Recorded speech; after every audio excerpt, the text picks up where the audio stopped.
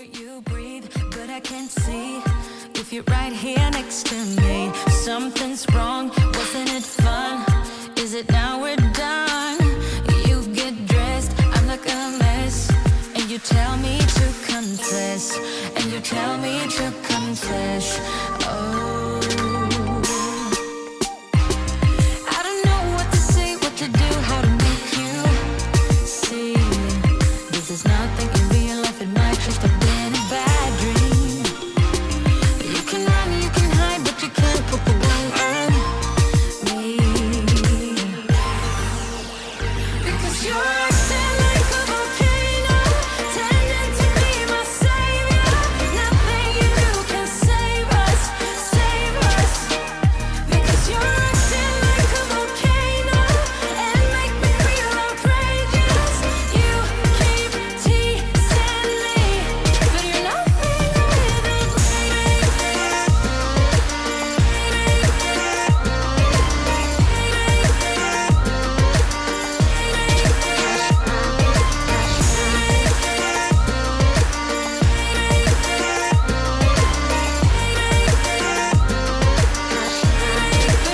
실업률이 4.3%까지 떨어지고 실업률이 4.3%까지 증가를 하고 주말에 뉴욕 증시가 큰 폭의 하락을 가져왔습니다.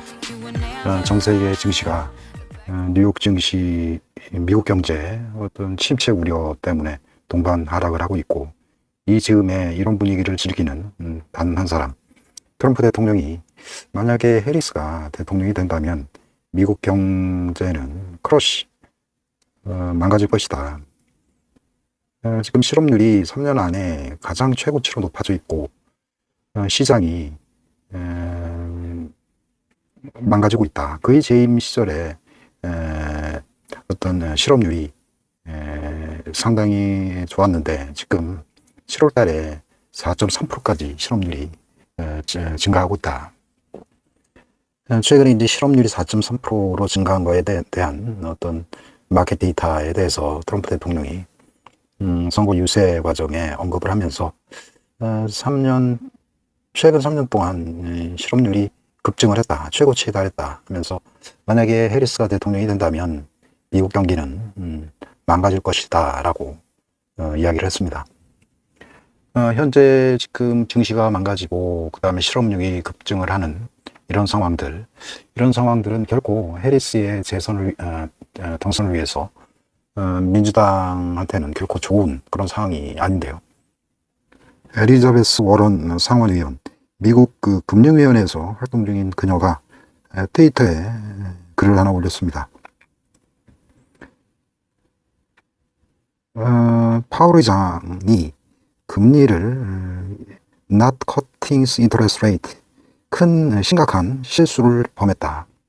그는 여러 차례 경고를 받아왔는데 너무 오랫동안 금리를 인하지 않아서 미국 경기가 어떤 또랑에 빠지는 그런 리스크를 그는 여러 번 경고를 받아왔다.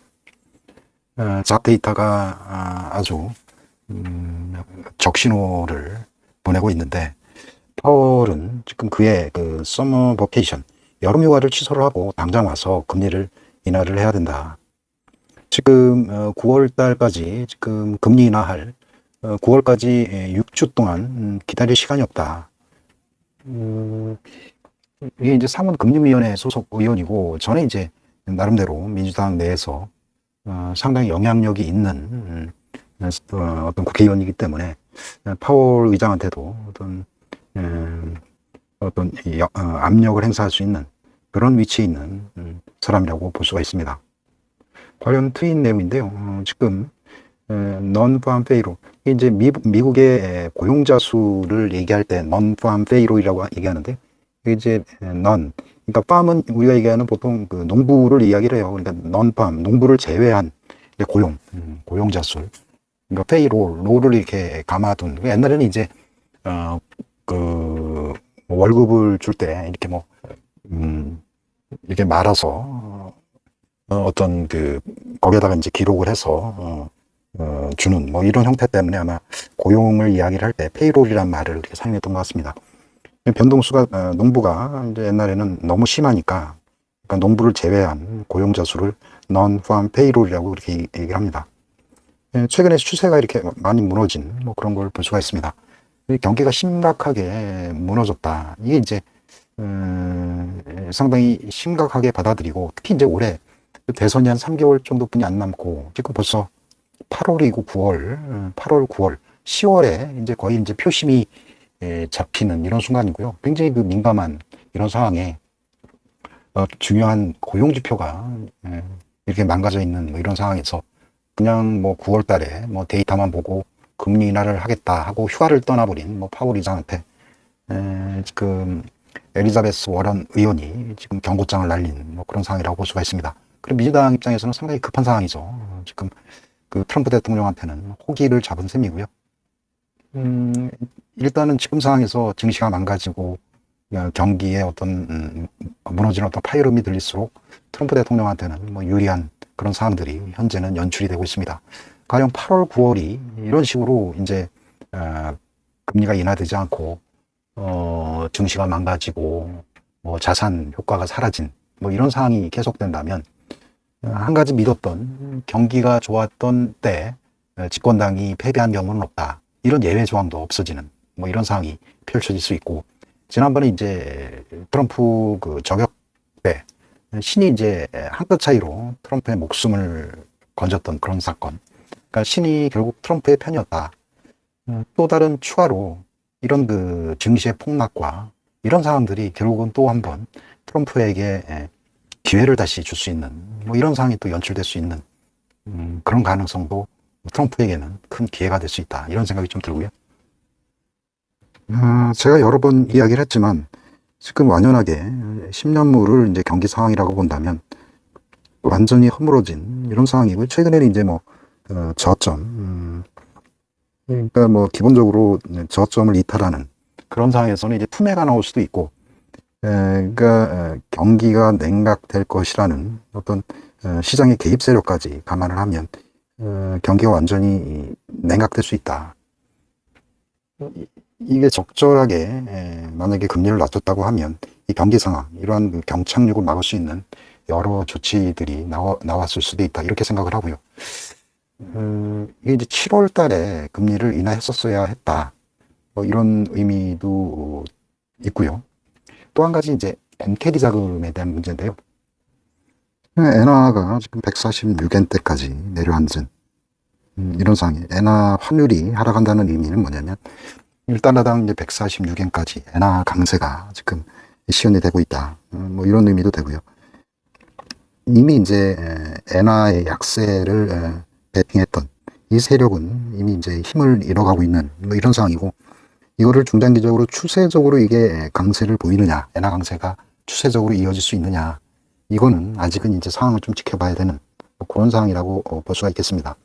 하지만 이게 150엔대를 쉽게 물고 내려간 이 이유는 뭐냐면 일본 정부가 0.25% 금리를 인상을 하면서 상대적인 일본 금리가 미국보다 상대적으로 이제 일본 엔화가 강세를 보이는 직접적인 동기가 됐다고 볼 수가 있습니다.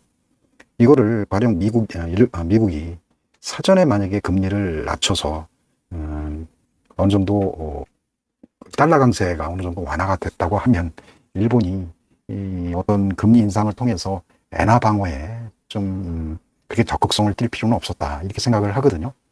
근데 이제 일본으로 봐서도 미국이 금리 인하를 안 해주니 이 엔화를 방어할 수 있는 수단이 없었던 거예요.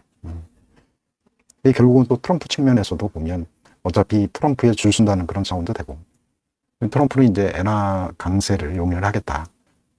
엔화가 약세이기 때문에 결국은 미국의 주요 기업들이 그만큼 주요국 대비해서 경쟁력을 잃어갈 수도 있다라는 뭐 과거 코멘트도 있고 이래서 하여간 그 금리 인하의 실기 때문에 지금 엔화가 강세를 보이기 시작을 했고, 이러한 엔화 강세가 글로벌리 엔캐리 자금들이 정확한 수치는 모르는데 한 15조 달러 정도 된다고 그래요. 15조 달러. 이게 만약에 미국 증시에 이 자금들이 많이 흘러갔다고 생각을 하면 상당 부분 이게 미국 증시의 셀매도로 이어지고, 이 규모라든가 이런 것들을 볼 때 추가적으로 미국 기업의 어떤 빅테크의 크래시 현상의 주요 어떤 동력원이 될 수도 있다, 뭐 이런 생각을 하고요. 이게 만약에 그렇다고 하면 이 추세가 더 연장될 수도 있다. 이런 경우에는 미국 증시의 조정이 좀 깊어질 수도 있다. 이런 우려도 하는 시각도 있습니다. 결국 오버 앤 오버 어게인, 결국 2018년도에처럼 또 결국은 하여간 트럼프 대통령이 2018년도 그때처럼 연준은 드라이버는 강하게 잘 치는데 퍼팅은 잘 못해서 하여간 실력이 점수가 낮은 골퍼 선수와 같다, 이런 비난을 또 벗어나기는 좀 힘들 것 같습니다. 연준 모니터링을 보면 지금 9월 19일 날 지금 금리가 0.5% 베이스 포인트 인하를 하는 걸로 지금 나와 있습니다.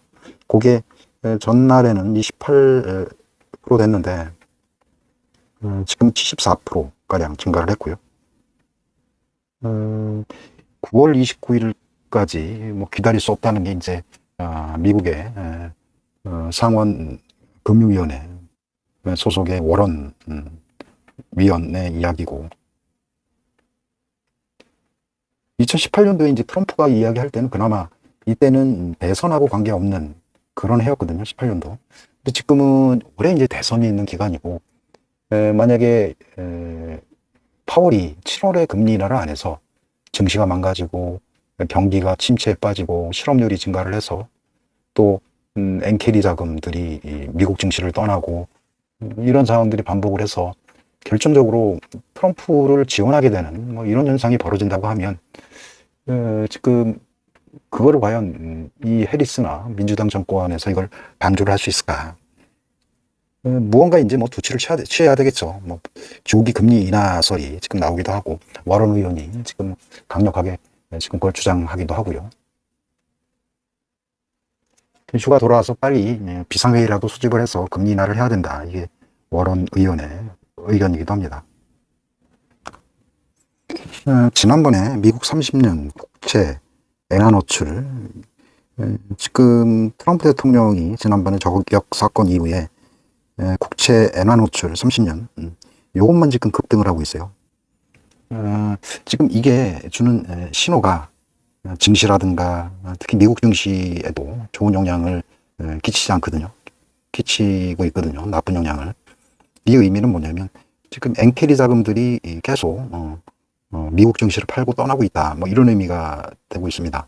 그리고 이게 30년 채권 가격이 올라간다는 얘기는 이제 장기 채권 금리가 떨어진다는 이야기가 되고, 그러면 결국은 채권 가격은 이제 올라갈 수밖에 없고, 엔화도 강해지고, 그 다음에 채권 가격도 올라가고, 더욱이 미국 경기가 하락을 하니까 어차피 미국 증시를 팔고, 더욱이 또 얼마 전에 결론적으로 파월 의장이 금리 인상을 실기를 했다, 뭐 이런 우려 때문에 가령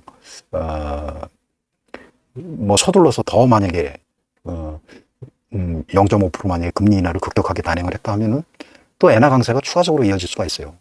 그런 경우 또 엔캐리 자금들이 더 많이 이제 회수가 돼서 미국 증시를 더 급락시킬 그런 동인으로 작용할 수도 있고, 그래서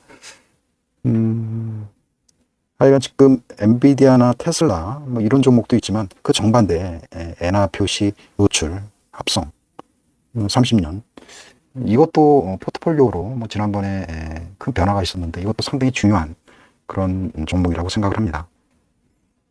이게 이제 미국 30년 국제 엔화 노출 액티브인데요. 이게 뭐 급등주처럼 지금 상승을 하고 있어서 거의 사실은 이게 이제 엔캐리 자금의 지표로 볼 수도 있고, 앞으로 금리 인하를 일본이 엔화 방어를 위해서 굳이 미국이 7월 달에 금리 인하를 했으면 굳이 일본이 금리 인상을 할 필요가 없었는데, 미국이 금리 인하를 늦게 해서 좀 엔화가 강세가 됐고, 엔캐리 자금의 이탈을 촉진했기 때문에 차후로 미국이 만약에 급격하게 금리를 인하를 한다고 하면 엔화 강세는 더 강화될 수도 있고 엔캐리 자금의 이탈은 더 심해질 수도 있다. 뭐 이런 의미가 되거든요. 그런 경우 경기 침체에 따른 장기 금리의 하락 그리고 채권 가격의 상승 뭐 이런 측면에서 보면 미국 30년 국채 엔화노출 요 ETF는 추가적으로 뭐 상승의 가능성이 있고 안전자산으로 일부 포트폴리오에 반영해서 운용을 해도 큰 무리는 없겠다 이렇게 생각을 합니다. 그리고 미국 증시에서 ETF 중에 이렇게 장기 채권을 살 수 있는 방법들이 있어요. 뭐 10년 미국 ETF 이쪽도 지금 최근에 차트가 이런 장기 채권들은 지금 막 저항대를 뚫고 이렇게 급등하는 그런 추세들을 현재 보이고 있습니다. 찾아보면 장기 채권들이 지금은 채권 가격은 어차피 금리가 떨어지면 이렇게 상승 기조를 유지할 수밖에 없는 그런 상황이거든요. 지금은 주식보다는 안전자산으로 이렇게 채권을 사서 좀 보유하는 그런 전략이 위해 보이고요. 이건 이제 뭐 ETF지만 뭐 매수하는 그런 방법도 좀 있고 좀 참조를 하시기 바랍니다. 하여간 일단은 피벗이 좀 빨라질 수 있다.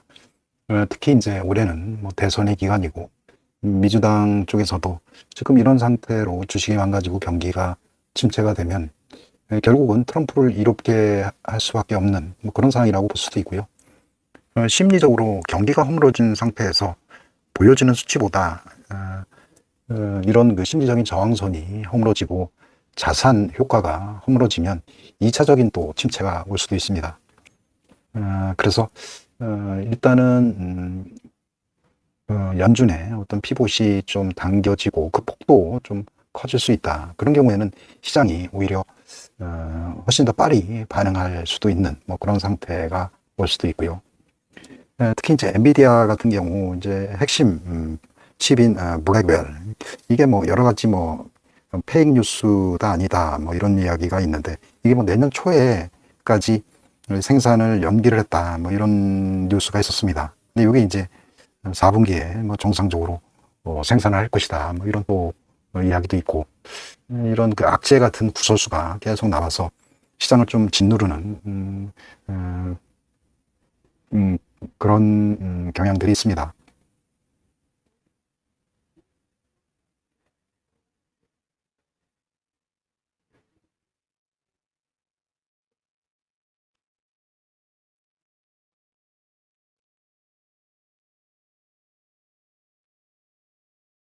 일단은 선거에서 올해 같은 경우는 2018년도하고 달리 선거가 있는 철이기 때문에 하여간 이런 식으로 증시가 망가지고